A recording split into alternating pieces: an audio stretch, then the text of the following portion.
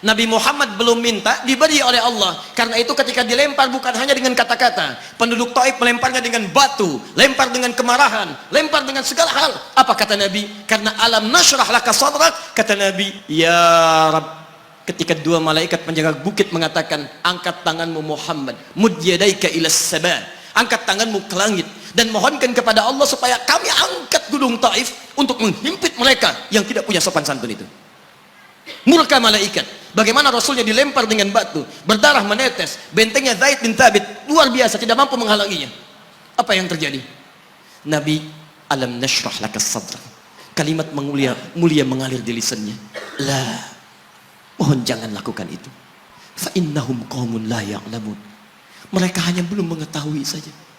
Saya bermohon kepada Allah, kelak di bumi Taif ini akan nampak laki-laki, perempuan, besar, kecil, tua, muda yang akan mengatakan beriman kepada Allah dan Rasulnya.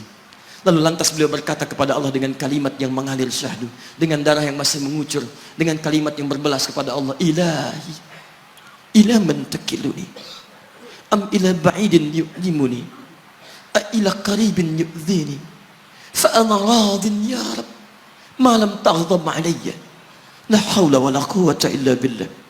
Ilahi, duhai Allah, ila man takiluni, setelah dari sini yang saya dilempari, saya dihujat, kemana lagi engkau akan antarkan saya? A ila qaribin yu'dhini, apakah ke tempat yang dekat dari sini dan saya akan disakiti lagi? Am ila ba'idin yu'limuni, atau tempatnya masih jauh yang harus saya tempuh, tapi di tempat itu saya akan dihinakan lagi. Ana radin, saya ridha ya Allah, malam taghdab alayya, sepanjang engkau yang tidak murka kepada saya. Alam nashrah laka sadrak, manusia melempari, radin. Manusia menghujat, radin. Malam taghdab alayya, sepanjang engkau tidak murka kepada saya. Muhammad sallallahu alaihi wasallam. Musa berkata, wa yassir li amri, ringankan urusanku. Muhammad sallallahu alaihi wasallam dengan segala kemuliaannya turun ayat, wa nuyassiruka lil yusra. Wa nuyassiruka lil yusra. Karena itu Nabi Rasul dulu mukjizat tampak di depan mata. Ada yang menghidupkan orang mati dengan menyebut kalimat Allah biiznillah, biiznillah. Sampai maaf teman-teman sekalian, mukjizatnya ada, Rasulnya ada, di hadapannya Allah mau dicari dan dibunuh juga. Muhammad sallallahu alaihi wasallam, wa nuyassiruka lil yusra. Tidak banyak mukjizat seperti nabi-nabi dahulu, dengan turunnya satu mukjizat beriman kepada beliau sallallahu alaihi wasallam, bahkan nyaris orang-orang yang tidak pernah melihatnya.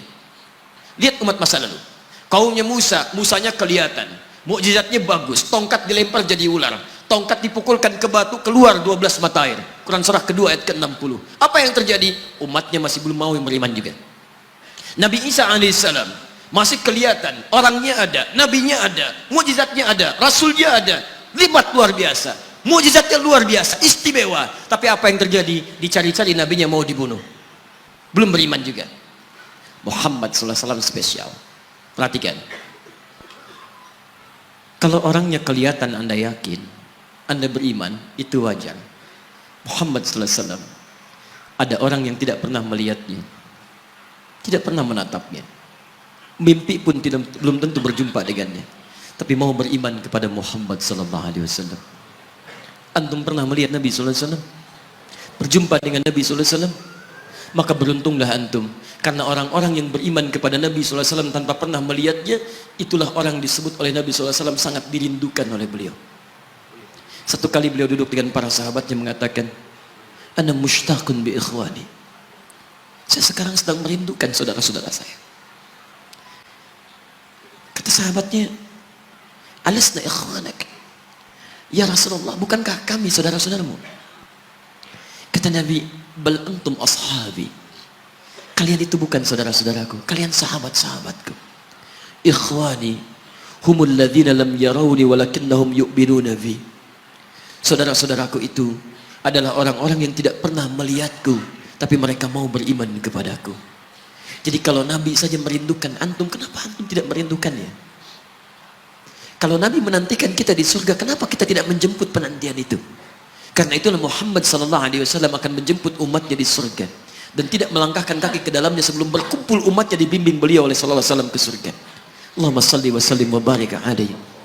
Allahumma salli wa sallim wa barik alaihi. Allahumma salli wa sallim wa barik alaihi.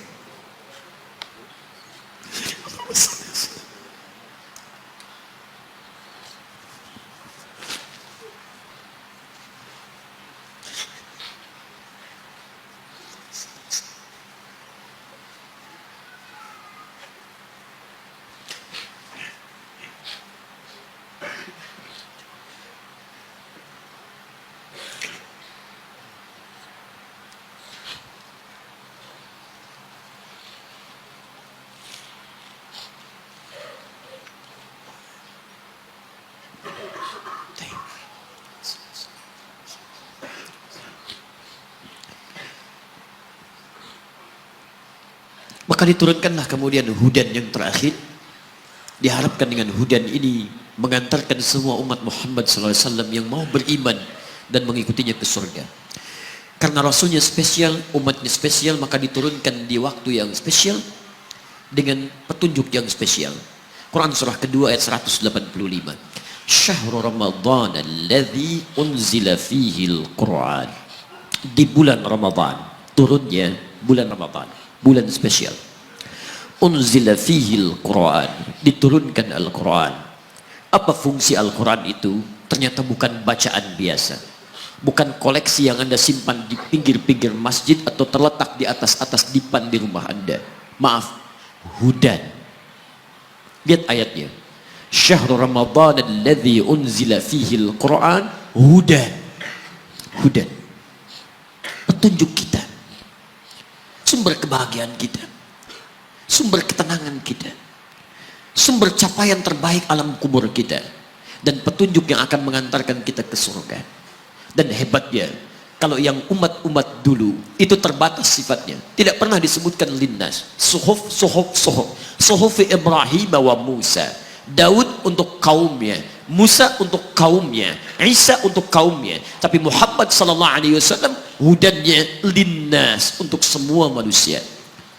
Jadi tawaran Quran, Allah menginginkan semua manusia yang kembali ke surga. Cuman kadang-kadang sayang, maaf teman-teman sekalian, saya tegaskan kepada Anda, ayat ini tegas memberikan isyarat bahwa hidayah Allah ingin diberikan pada semua manusia.